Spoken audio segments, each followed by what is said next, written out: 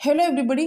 நிம்மதியான வாழ்க்கை தான் நிறைய பேர் விரும்புகிறாங்க. அந்த நிம்மதியான வாழ்க்கைக்கு நான் ஃபாலோ பண்ணுற டிப்ஸு உங்களுக்கு கண்டிப்பாக ஹெல்ப்ஃபுல்லாக இருக்கும். ட்ரை பண்ணி பாருங்கள். உங்கள் வாழ்க்கையை இது கண்டிப்பாக மாற்றும். மனிதனாக பிறந்தால் அடிப்படை தேவை பார்த்திங்கன்னா, இருக்க இடம், உண்ண உணவு, உடுத்த உடை, இதுதான். இதை தாண்டி நீங்கள் பண்ணுறது எல்லாமே மற்றவங்களுக்கு உங்களை பெருமை காட்ட, பாரு பாரு பாரு நான் எப்படி இருக்கேன் அப்படின்னு.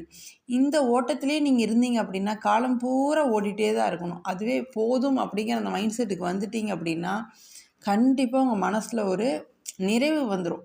அது அமைதியை கொடுக்கும். அதனால் அந்த எளிமையான வாழ்க்கையை தேர்ந்தெடுத்து பழங்க. அடுத்தது ஹெல்த்தில் கவனம் செலுத்துங்க. நீங்கள் எதுக்கெல்லாமோ நேரம் செலவு பண்ணுவீங்க, ஆனால் ஹெல்த்தில் நம்ம கவனிக்கவே மாட்டோம் மேக்ஸிமம் நிறைய பேர். அதனால் ஹெல்த்தியான ஃபுட் சாப்பிடுங்க. இன்னும் சிலர் பார்த்திங்கன்னா, நம்ம ஒருத்தர் தானே அப்படின்னு சொல்லிட்டு சமைக்க மாட்டோம் தனியாக இருக்கும்போதெல்லாம். அதெல்லாம் ரொம்ப தப்புங்க. நம்ம உடலுக்கு நம்ம இம்பார்ட்டன்ஸ் கொடுக்காம வேறு யார் இம்பார்ட்டன்ஸ் கொடுக்குறது? கடைசி வரை நமக்கு வரப்போகிறது நம்ம உடல் தான். நம்ம கூட நம்ம உடலும் நம்ம ஆன்மாவும். அதனால் ஹெல்த்தில் கான்சன்ட்ரேட் பண்ணுங்கள். நெக்ஸ்ட்டு, கடந்த கால விஷயத்தை பற்றி நினச்சி வருத்தப்படாதீங்க. எதிர்காலம் எப்படி இருக்குமோ அப்படின்னு நினச்சி பயப்படாதீங்க. இருக்கிற நிமிஷத்தை எப்படி சந்தோஷமாக வாழணும் அப்படின்னு அதை மட்டும் ஃபோக்கஸ் பண்ணுங்கள். நெக்ஸ்ட்டு, ரொம்ப ரொம்ப ரொம்ப முக்கியமானது, என் வாழ்க்கையில் எனக்கு நிறைய நிம்மதி கொடுத்த விஷயம், பேச்சை கம்ப்ளீட்டாக ஸ்டாப் பண்ணுங்கள். எவ்வளோக்கு எவ்வளோ முடியுமோ அவ்வளோக்கு எவ்வளோ கவனிங்க. மற்றவங்க பேசுகிறத படிங்க, புக்ஸ் படிங்க, இல்லை எது ஒன்றுமே கவனித்து பழகுங்க. ஆனால் உங்கள் வாயிலிருந்த வார்த்தைகள் வந்து ரொம்ப ரொம்ப ரொம்ப கம்மியாக போகிற மாதிரி. 10 வார்த்தை தேவைனாலும் அதை வந்து எவ்வளோ சுருக்கி பேச முடியுமோ அவ்வளோ சுருக்கி பேசி பழகுங்க.